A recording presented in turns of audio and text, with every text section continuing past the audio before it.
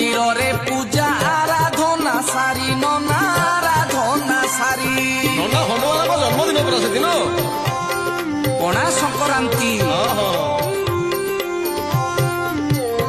ଆହା ଘର ଦ୍ୱାର ଲିପି ପୋଛି କଳସ ବସେଇ ଅରୁଆ ଅନ୍ନରେ ଘିଅ ଭୋଗ ଭାତ ପାଇ ସବୁଠାରୁ ବଡ଼ ଆମ ପଣା ସଂକ୍ରାନ୍ତି